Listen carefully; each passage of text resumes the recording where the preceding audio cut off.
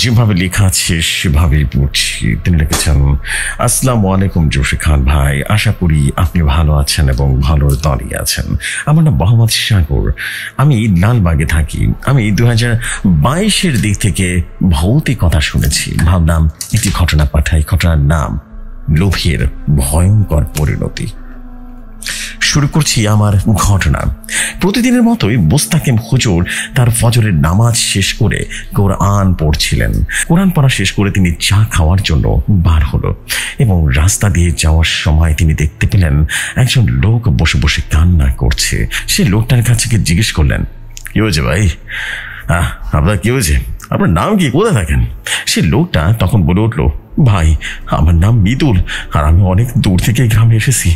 একটা অনেক বড় বিপদে পড়ে মোস্তাকিম হুজুরের কাছে এসেছি। মোস্তাকিম হুজুর তখন মৃদুলকে জিজ্ঞাসা করলো, কেন খুঁজছেন আপনি মোস্তাকিম হুজুরকে? তখন মৃদুল বলল, ভাই আমার অনেক বড় বিপদ, আমায় বাঁচতে দেবে না, আমায় মেরে ফেলবে হয়। তখন মোস্তাকিম হুজুর জিজ্ঞাসা করলেন, এ আপনাকে মেরে ফেলবে? আমায় সত্যি করে বলুন তো। আমার নাম মুস্তাকিম। তখন মৃদুল নামের সেই লোকটা কেঁদে দিলেন আর বলতে শুরু করলেন, ভাই আমায় বাঁচান, হয় আমাকে মেরে ফেলবে। হুজুর তখন বললেন, ভাই বাঁচানো মালিক তো আল্লাহ তাআলা, আল্লাহ যদি চান তাহলে আপনি বাঁচবেন। আপনি আমায় পুরো ঘটনাটা খুলে বলুন তো, দেখি আমি আপনার কিছু করতে পারি কিনা। তখন মৃদুল বলা শুরু করলো, আমার গ্রামের নাম শিমুলতলি, আমি সেখানে থাকি, আমার বউ নিয়ে থাকি। আমার বউ ছাড়া আর কেউ নেই এই দুনিয়াতে। আমার একটা চায়ের দোকান আছে। সেদিন দোকান বন্ধ করতে করতে রাত প্রায় 1টা বেজে যায়। আমি গ্রামের রাস্তা দিয়ে হেঁটে হেঁটে যাচ্ছিলাম। ভাবলাম এই রাস্তা দিয়ে গেলে 30 মিনিটের মতো সময় লাগবে, আর জঙ্গলের রাস্তা দিয়ে গেলে 15 মিনিটের মতো সময় লাগবে। তাই জঙ্গলের রাস্তায় বেছে নিলাম। কিছু দূর যাওয়ার পর দেখি বিশাল বড় একটা শিমুল গাছের সাথে একটা ছাগল বেঁধে রেখেছে কে যেন। আমি ছাগলটাকে দেখে লোভে পড়ে যাই আর ছাগলটাকে সাথে করে নিয়ে চলে যাই। আর এটাই ছিল আমার সবচাইতে বড় ভুল।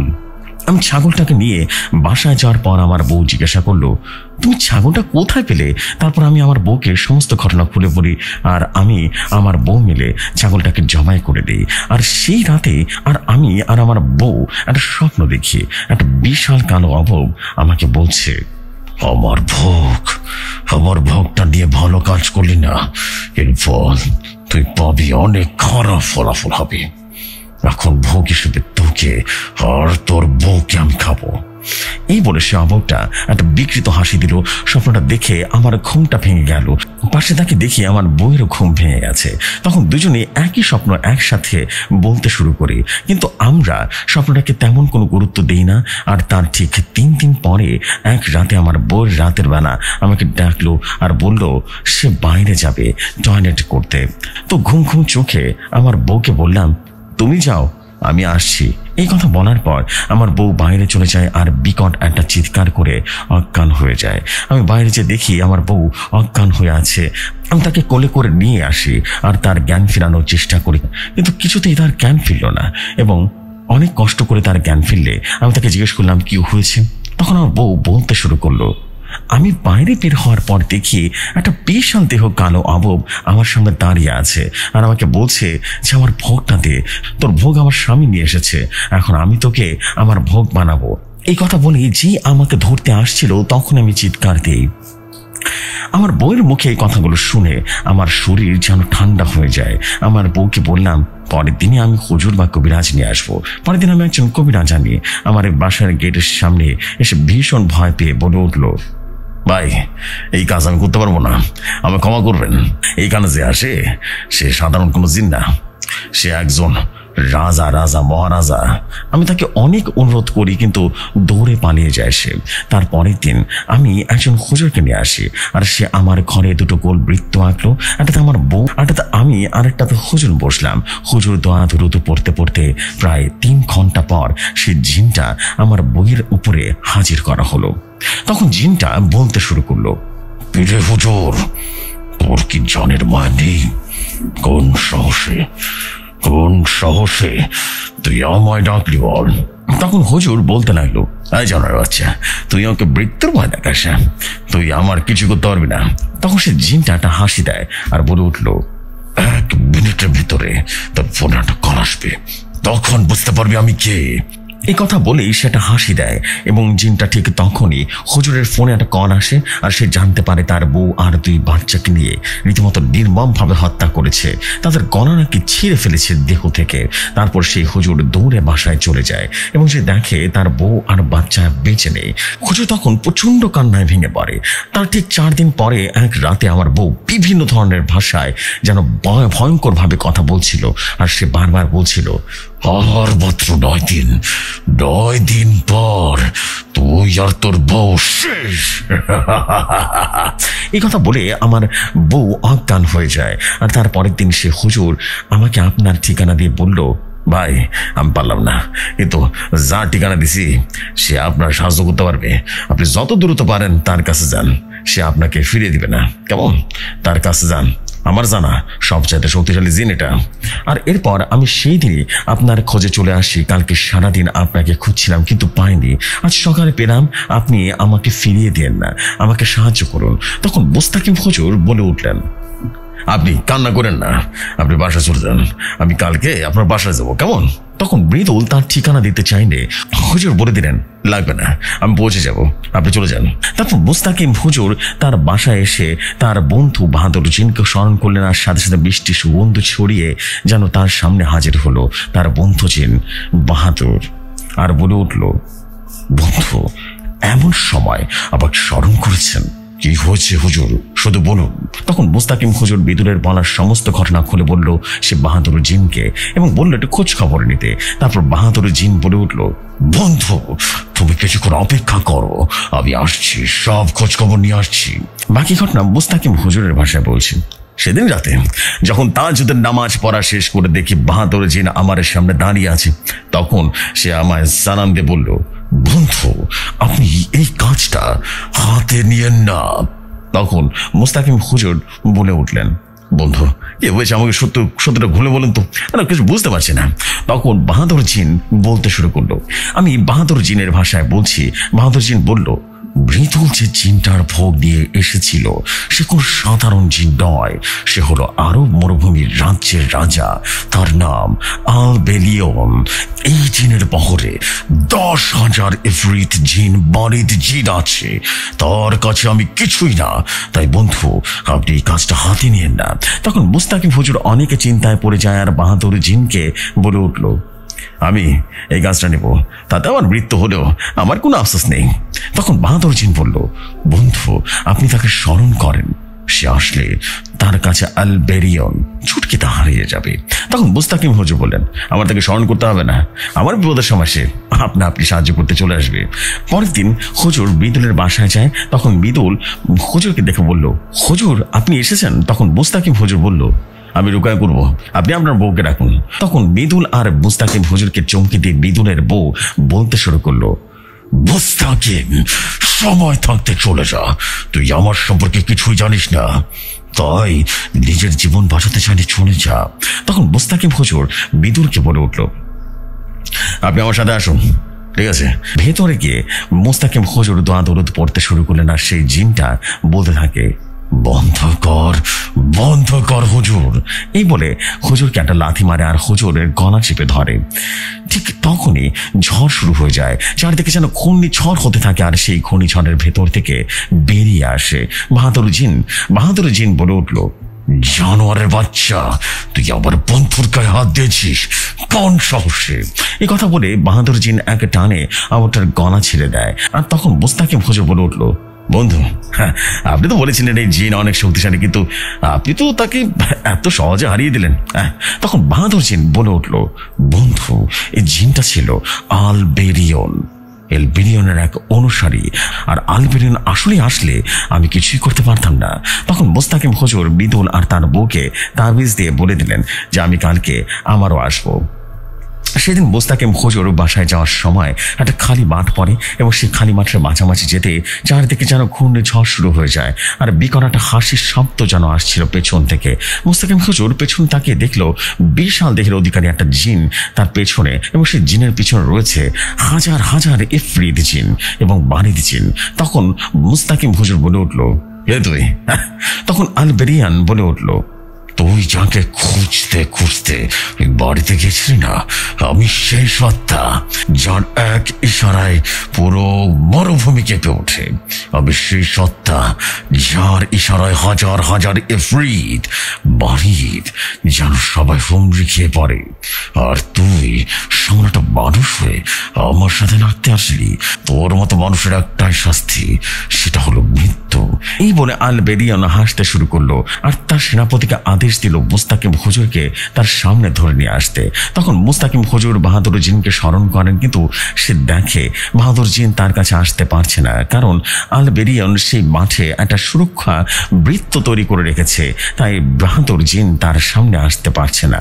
তখন মুস্তাকিম হুজুর বলতে শুরু করলো, তাহলে তুই সে জিন, তুই আমাকে মৃত্যুর ভয় দেখাস? আরে মৃত্যু তো উপর আল্লাহর হাতে আছে, তাই তুই চাইলেও আমার কিছু করতে পারবে না যদি আল্লাহ না চায়।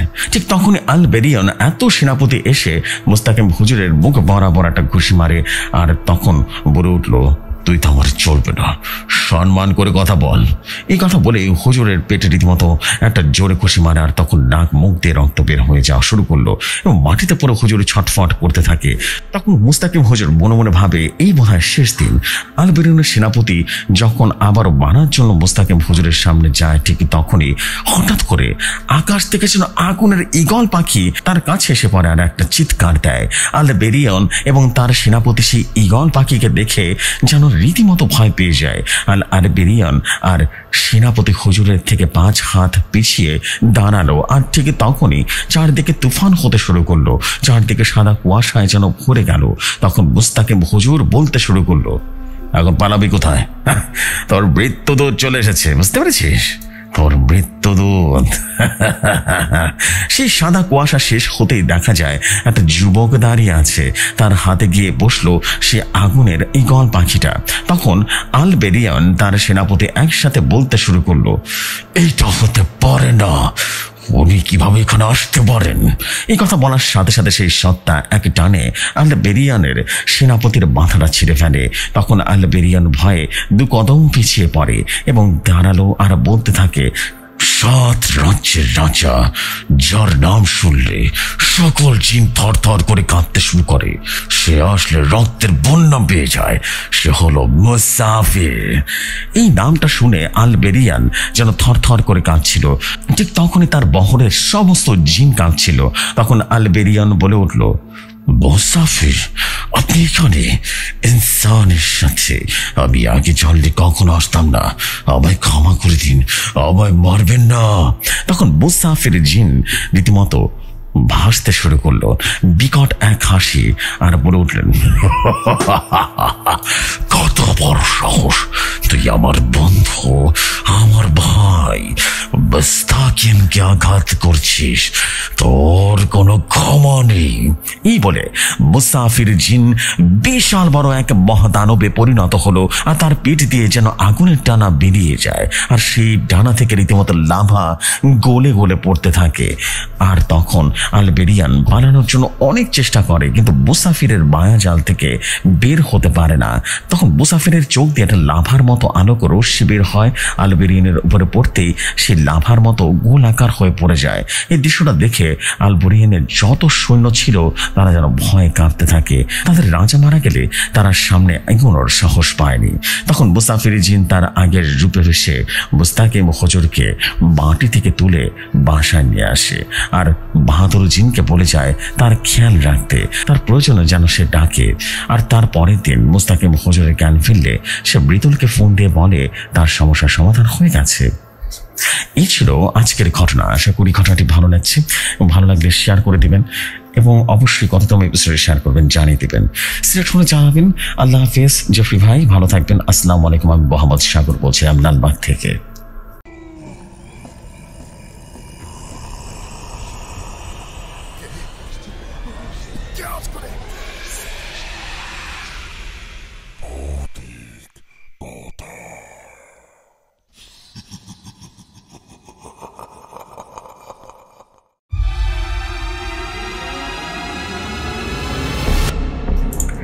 ওয়ালাইকুম আসসালাম সাগর ভাই। অ্যান্ড সত্যি কথা বলতে অসাধারণ চমকপ্রদ একটা স্টোরি ছিল, isn't it? And I believe যে সবার কাছে স্টোরিটা অনেক অনেক বেশি ভালো লেগেছে। What a beautiful story. And প্রথম থেকে শেষ পর্যন্ত প্রতিটা জায়গা অনেক অনেক স্ট্রাইকিং কিছু ব্যাপার স্যাপার ছিল। দারুণ এনজয় করেছি ভাই। থ্যাংক ইউ ভেরি মাচ আপনার এই স্টোরির জন্য। অ্যান্ড আই বিলিভ যে আপনাদের সবার কাছে স্টোরিটা অসম্ভব রকম ভালো লেগেছে, অনেক বেশি ভালো লেগেছে। আর ভালো না লাগার কিছুই নেই, বিকজ আই বিলিভ যে আপনারা কী ধরনের স্টোরি পছন্দ করেন। Thank you very much. And I hope আপনার সবাই অনেক অনেক বেশি পছন্দ করেছেন।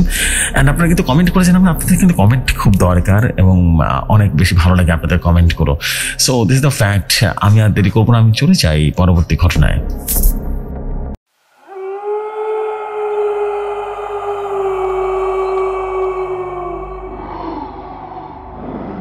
যেভাবে লেখা আছে সেভাবেই পড়ছি। তিনি লিখেছেন, আসসালামু আলাইকুম, কেমন আছেন প্রাণপ্রিয় জেফরি ভাই? আশা করি আল্লাহর রহমতে ভালো আছেন। ভালোবাসার আরেকটা নাম ভৌতিক কথা।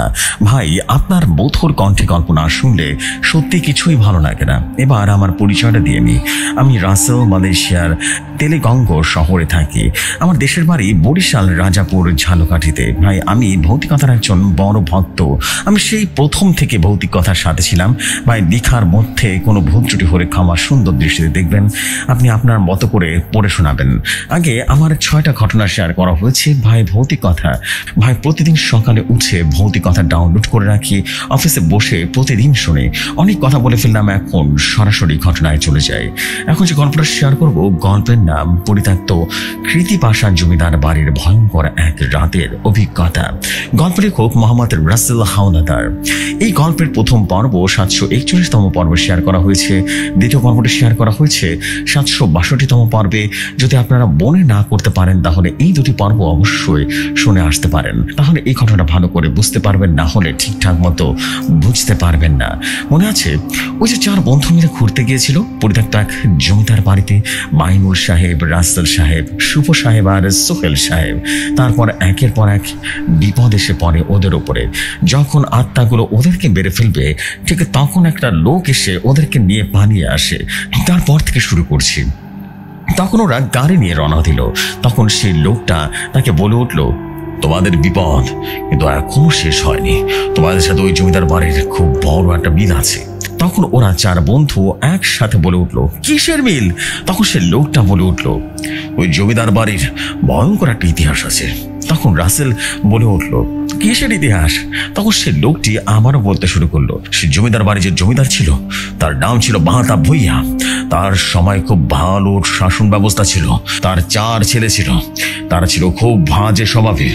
আমি ছিলাম তার খুব কাছের এক বন্ধু। আমি তার সুখে দুঃখে সব সময় সাথে থাকতাম। বাহাতা ভুইয়া বড় ছেলে বিলাতে থাকতো।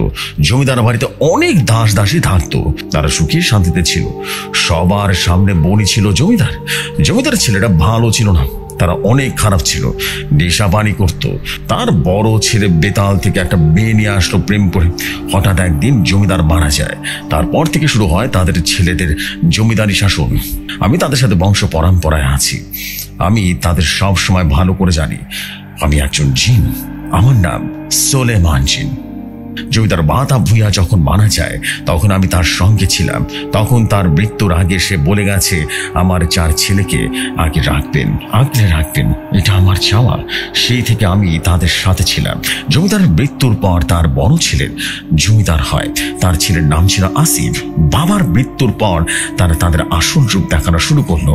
প্রজাদের সাথে অনেক বেশি অত্যাচার করত এবং আসিফ জমিদার বিলাত থেকে যে মেয়েটাকে এনেছিল তার নাম ছিল আলিয়া। তার 3 ভাইরা দিন রাতে মেয়ে উঠিয়ে নিয়ে আসতো এবং তোমরা যেখানে নিচে রুম দেখছো না, সেগুলো জমিদারের অফিস সাহেব বানিয়েছে, কুঠুরি বানিয়েছে। ওখানে নিরীহ মানুষ এনে মেরে ফেলতো। তারা 3 ভাইকে অনেক গ্রামের সাধারণ মেয়ে এনে গুপ্ত কুঠুরিতে বসে শারীরিক নির্যাতন করত। আমি সব কিছু দেখতাম। তারপর আমি কখনো তাদের দেখা দিইনি। বেতল থেকে যে মেয়েটাকে আনছে, ওই মেয়েটা ওদের দেশে যেতে চাইছে। তখন জমিদার আসিফ ওই মেয়েটাকে ওই গুপ্ত কুঠুরে বন্ধ করে রেখেছে। প্রতিদিন চলতো তাদের অত্যাচার। প্রতিদিন মদ খেয়ে এসে শারীরিক অত্যাচার করত। আলিয়া বেটার একটা বাচ্চা হয়, একটা ফুটফুটে মেয়ে হয়। তখন আসিফের আলিয়ার প্রতি কোনো আকর্ষণ কিছুই আর থাকে না। হঠাৎ একদিন আলিয়া মারা যায়। তারপর তাকে ওই দিঘির পাশে আম গাছের নিচে মাটি দিয়ে দেয়। আর আলিয়ার মেয়েটা আস্তে আস্তে বড় হয়। যখন 5 থেকে 6 বছর পর মেয়েটা একদিন মারা যায়, তারপর একটা জম্বি ভাই নামে সে একটা মেয়ে আনে, সারাদিন নাচ দেখায়। এভাবে চলে অনেকগুলো বছর। একদিন একটা চাষির মেয়ে দেখতে অনেক সুন্দর ছিল। জমিদারের ছোট ভাইয়ের চোখে পড়ে। তার নাম ছিল লতা। একদিন জমিদারের ছোট ভাই ওই মেয়েটাকে জোর করে তুলে আনে। এনে মদ খেয়ে 4 ভাই মিলে মেয়েটাকে ধর্ষণ করে। তাদের 4 ভাই মিলে ছিল। তখন একদিন জমিদার ভাই কাজের একটা ছেলে ছিল, নাম ছিল আকিল চন্দ্র, তার সাথে প্রেম করলো। একদিন জমিদার আসিফ জমিদারের সবকিছু দেখে ফেলে, তখন কিছু বলে না। রাতে 4 ভাই একসাথে মিলে নেশা পানি করে। তারপর জনি ভাই নাচ দেখাতে বললে জনি ভাই নাচে এবং তারপর 4 ভাই মিলে জনি ভাইকে রীতিমতো শারীরিক নির্যাতন করলো। তারপর তার স্থানগুলো কেটে কেটে মেরে ফেলে, তার শরীরগুলো কয়েক খণ্ড করে মেরে ফেলে। এরকম শত শত মেয়েকে রীতিমতো নিয়ে এসে 4 ভাই মিলে ধর্ষণ করে মেরে ফেলে। গ্রামের মানুষের উপরে চলে অমানসিক নির্যাতন। জমিদার বাড়ির সামনে দিয়ে গেলে সবার জুতা খুলে যাওয়া লাগতো। কেউ যদি জুতা খুলে না যেত তাকে এনে অনেকবার শাস্তি দিত। আর কেউ যদি তাদের বিরুদ্ধে কথা বলতো, পরের দিন তার লাশ পাওয়া যেত। গ্রামের মানুষ তাদের ভয়ে আর কোনো কথা বলতো না। এভাবে চলে গেল বহু বছর। আর একটা কথা রাসেল, তোমাকে যে আন্টিটা দিয়েছি না, ওটা আমার আন্টি। ওটা পরেই জমিদার আমাকে সবসময় স্মরণ করতো। তখন আমি হাজির হতাম এবং তাদের উপকার করতাম। জমিদার মাহাতাব ভুইয়া যখন মারা গেছে, তারপর থেকে তাদের ছেলেদের মধ্যে কেউ আর সে আংটিটা পরেনি বা কখনো কেউ আমাকে স্মরণ করেনি। এভাবেই চলতে থাকে। ওই এলাকায় এক কবিরাজ থাকতো, তার নাম ছিল সাইফুল কবিরাজ। তার একটা বড় মেয়ে ছিল, তার নাম ছিল নাজমিন। কবিরাজের চোখে মনে ছিল তার মেয়েটি। কবিরাজের বউ মারা যায়, তারপর থেকে কবিরাজ নিজে তার মেয়েকে নিজে বড় করে। কবিরাজ তার মেয়ে ছাড়া কিছুই বুঝতো না। মেয়ে তার কলিজা ছিল। একদিন জমিদারের ছোট ভাই কবিরাজের মেয়েকে দেখছিল। সে থেকে ওই মেয়েটাকে ভোগ করার জন্য পাগল হয়ে গেছে। একদিন কবিরাজ সাইফুল অনেক দূরে কাজে যায়। যখন জমিদারের ছোট ভাই সেটা জেনে ফেলে, তারপরে জমিদারের ছোট ভাই নেশা পানি করে কবিরাজের ঘরে চলে যায়। গিয়ে মেয়েটাকে জোর করে ধর্ষণ করে। নরখাদকের মতো মেয়েটাকে ধর্ষণ করলো এবং পশুর মতো করে ছোট ফুটফুটে মেয়েটাকে ধর্ষণ করে। যখন মেয়েটাকে রেখে চলে আসবে, তখন মেয়েটা একটা বটি নিয়ে জমিদারের ছোট ভাইকে মারতে গিয়েছিল। তখন জমিদারের ছোট ভাই পটি ধরে এক কোপতে রীতিমতো মেয়েটাকে গলা কেটে ফেলে। ফিরকি দিয়ে রক্ত পড়তে থাকে। রক্ত আর রক্তে জমিদারের ছোট ভাইয়ের রক্তে পুরো শরীর যেন ভিজে যায়। তখন জমিদারের ছোট ভাই ওখান থেকে চলে আসে। কবিরাজ রাতে বাড়িতে এসে দেখে তার কলিজার টুকরো ছোট মেয়ে মাটিতে পড়ে আছে। রক্ত পুরো মাটিতে ভিজে গেছে, গলা কাটা অবস্থায় পড়ে গেছে। তখন কবিরাজ খুব কান্নাকাটি করা শুরু করলো। তখনই তার অনেকগুলো জিন ছিল বাড়িতে, ইফরিত অনেক জিন ছিল তার। তখন কবিরাজ এক জিনকে হাজির করলো। তখন কবিরাজ বলল, আমার মেয়ের সাথে এমনটা কে করেছে? তখন সে জিনটা বলল, আমি একটু পর জানাচ্ছি আপনাকে। তখন সে জিনটা এসে বলল, হুজুর, আপনার মেয়েকে জমিদারের ছোট ভাইরা এরকম ভাবে বেড়েছে, প্রথমে ধর্ষণ করে তারপর মেরে ফেলেছে। তখন কবিরাজ অনেক কান্নাকাটি করলো। তখন কবিরাজ জমিদারের কাছে যায় আর বলে, জমিদার মশাই, আপনার ছোট ভাই আমার মেয়েকে মেরে ফেলেছে, আমি এর বিচার চাই। তখন জমিদার আসিফ সাহেব বলে উঠল, কিসের বিচার? আমার ছোট ভাই তো আজকে ঘর থেকে বের হয়নি, আর আমার ছোট ভাইকে নিয়ে এসব বলার সাহস কে দিয়েছে তোকে? সত্যি করে বল, কে দিয়েছে? তখন কবিরাজ অনেক কান্নাকাটি করে এবং অনেক আকুত মিনিট করে, কিন্তু কোন বিচার পায় না। আর জমিদার আসিফ সাহেব বলতে লাগলো, আচ্ছা, আমার ছোট ভাই এই কাজ যে করেছে তার কোনো প্রমাণ আছে? আমার ছোট ভাইয়ের নামে এই মিথ্যা মামলা দেওয়ার জন্য তো শাস্তি পেতে হবে। তখন জমিদার আসিফ সাহেব রীতিমতো কবিরাজের মাথা ন্যাড়া করে দেয় আর অনেক মারধর করে জমিদারকে বাড়ি থেকে বার করে দেয়। তখন কবিরাজ তার বাড়িতে আসে, এসে তার সব জিনদেরকে হাজির করলো। তারপর বলল, আমি ভয়ঙ্কর প্রতিশোধ চাই। তিনি আরো বললেন, আমি চাই এই বংশের কোনো মানুষ যেন বেঁচে না থাকে। তখন এক জিন বলে উঠল, আচ্ছা, আমরা ভয়ঙ্কর প্রতিশোধ নিব। তখন কবিরাজ বলে উঠল, যতক্ষণ না প্রতিশোধ নিতে পারবো না ততক্ষণ আমার বেটাকে মাটি দেব না। তখন কবিরাজের শক্তিশালী জিনগুলো সেই জমিদার বাড়িতে চলে যায়। ঠিক তখনই জমিদার আসিফের সেই আংটিটা চোখে পড়লো। তখন জমিদার আংটিটা হাতে নেয়, কবিরাজের জিনগুলো জমিদার বাড়িতে আসে। ঠিক তখনই আমি চলে আসি। আমি তো সব দেখেছি। আমি চাচ্ছিলাম না জমিদার বাড়িটাকে বাঁচাতে, কিন্তু আমি জমিদারের বাহাতাপের ভূঁইয়ার সাথে কথা দিয়েছি। আমি তখন ওই জিনগুলোকে বললাম, তোরা সব চলে যা, সরে যা। আমি বেঁচে থাকতে জমিদার বাড়ির কোনো ক্ষতি হতে পারবে না। তখন সে ইফরিত জিনটা বলে উঠল, আমরা আমাদের হুজুরের সাথে কথা দিচ্ছি, আমরা এই জমিদার বাড়ির মৃত্যু পরে না বানিয়ে যাব না। তখন আমি আমার অনুসারী জিনদের ডাকি আর ইফরিতকে বলি, তোরা যখন ভালো কথা শুনবি না তাহলে দেখ তোদের কি করব, তো দেখি কার গায়ে কত জোর আছে। এই বলে শুরু হয়ে যায় যুদ্ধ। আমার অনুসারী অনেক জিন মারা যায় আর কবিরাজ অনেক জিন মারা যায়। আমি ইফরিত জিনের সাথে লড়াই করি, ইফরিত জিনটাকে মেরে ফেলি এবং একটা পর্যায়ে কবিরাজের সমস্ত জিন মারা যায়, শুধু একটা জিন পালিয়ে যায়। আমার অনুসারী জিন মারা যায়। আমি তখন প্রচন্ড দুঃখে কষ্টে কান্না করতে থাকি আর বলি, কেন প্রতিজ্ঞা করেছিলাম, কেন এই পেপিদের বাসাতে গিয়ে আমার অনেকগুলো নিরীহ জিন মারা গেল। সেই জিনটা পালিয়ে গিয়েছিল। ওই জিনটা কবিরাজকে সমস্ত ঘটনা বলে বলে। তখন কবিরাজ ওই জিনটাকে বলল, এখন কি করা যায়, আমাদেরকে তো প্রতিশোধ নিতেই হবে। তখন আমি জিনটাকে বললাম, আপনি শয়তানের পুত্র মুসাব্বিতকে স্মরণ করেন আর তাকে রাজি করান। তখন কবিরাজ শয়তানের পুত্র মুসাব্বিতকে স্মরণ করেন আর তখন মুসাব্বিত হাজির হয়ে যায়। তখন কবিরাজ বলল, এ আমার প্রভু, আপনি এসেছেন। তখন মুসাব্বিত পড়ে উঠল, কবিরাজ তুই আমাকে কেন স্মরণ করেছিস, আমার ভোগ কোথায়? তখন কবিরাজ তার মেয়ের কলিজা শয়তানের ছেলে মুসাব্বিতকে ভোগ দেয়। তখন মুসাব্বিত বলে উঠল, কবিরাজ তুই কেন আমাকে স্মরণ করেছিস, এবার বল কি চাস তুই? তখন কবিরাজ বলল, আমার প্রভু, আমি ভয়ঙ্কর প্রতিশোধ চাই, জমিদার বাড়ির বংশ নির্বংশ করে দিতে চাই।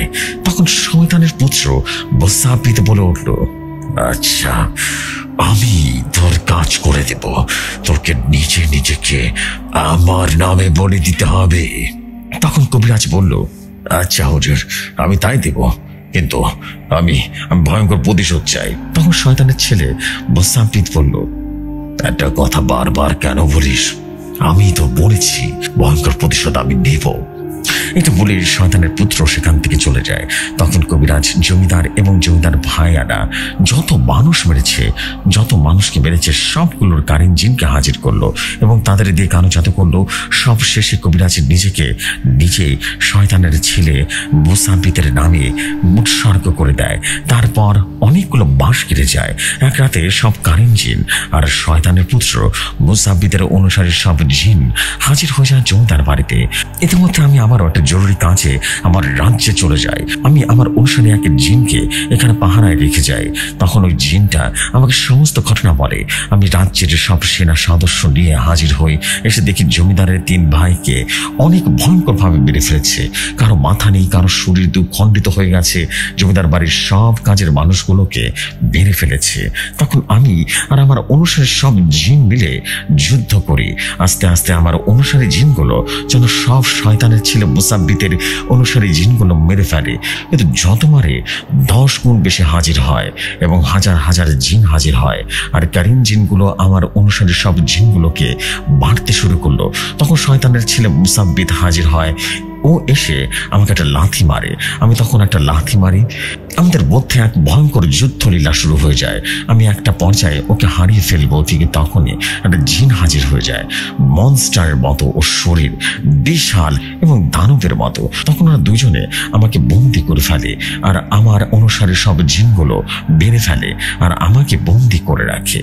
আমার সামনে বসে জমিদারকে কঠিন মৃত্যু দেয় আর শুধু 2 চোখ দিয়ে পানি ধরে। তখন আমাকে বলে উঠলো, তোকে তোর জীবন ভিক্ষা দিলাম, যা। আরে জমিদার বাড়ি আমাদের দখলে, আজ থেকে এখানে সব অনুসারীরা থাকবে আর জমিদারের বংশ নির্বংশ করে দিলাম। এই বলে অট্ট হাসি দিতে লাগলো। তখন আমি বললাম, আমাকে মেরে ফেলো, আমাকে মেরে ফেলো, না হলে আমি একদিন ভয়ঙ্কর প্রতিশোধ দেব। তখন আমাকে শারীরিকভাবে অনেক কষ্ট দিল, তারপর থেকে আমি মানুষকে এখানে আসতে মানা করি। এভাবেই কেটে গেল অনেকগুলো বছর। এখন আসি, তোমাদেরকে সংযোগ আছে জমিদার বাড়ির সাথে। কাকতালীয় ভাবে জমিদার আর 3 ভাইয়ের চেহারা তোমাদের সাথে মিল আছে। তোমরা সবাই স্বপ্ন দেখেছ, তোমরা সবাই স্বপ্ন দেখেছ না? সুন্দর একটা জমিদার বাড়ি, সুন্দর মনোরম মেয়ে। সত্যি বলতে তোমাদের এই জমিদার বাড়ি টেনে আনা হয়েছে। আমি আজকে না আসলে তোমাদের আজকে বলি দেওয়া হতো, বলি তোমাদের আজকে সবাইকে মোসাব্বিতের নামে বলি দেওয়া হতো। আজকে তোমাদের আমি নিয়ে আসছি, তাই মনে করো না তোমরা বেঁচে আছো।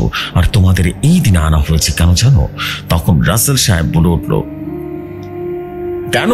তখন সুলাইমান জিন বলে উঠল, আজকে এই দিনে শয়তানগুলো জমিদার বাড়ি ধ্বংস করে দিয়েছে, নর পিশাচগুলো সব শেষ করে দিয়েছে। তখন রাসেল বলে উঠল, তাহলে তো আজকে আমরা বেঁচে গেছি, আর কিছু তো হবে না। তখন সুলাইমান জিন বলে উঠল, না, 1 বছর পর তোমাদের আবারও জেনে নেবে এই জমিদার বাড়ি। যে যেখানে থাকুক না কেন, সবার 1 বছর পর আসতেই হবে এই জমিদার বাড়িতে।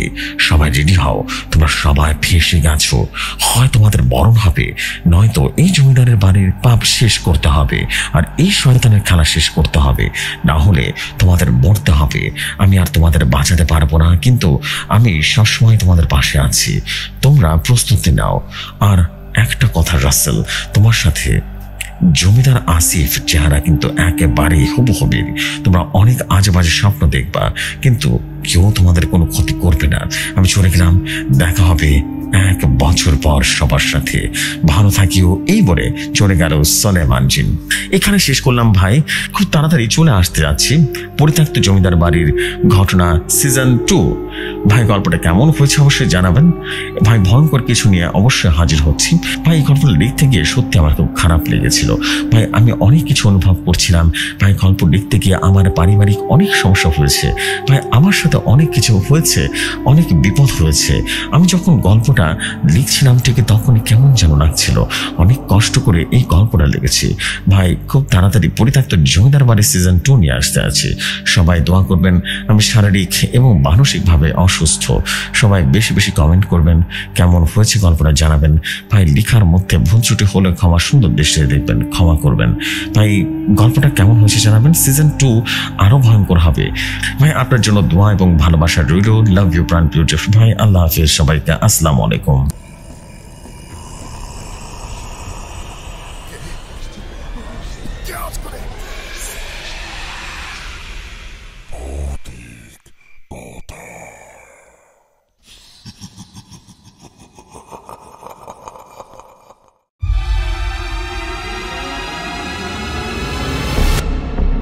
ওয়ালাইকুম আসসালাম প্রিয় ভাই। Thank you very much for your beautiful story of zamindar bari, পরিত্যক্ত সেই জমিদার বাড়ি ফাইনালি।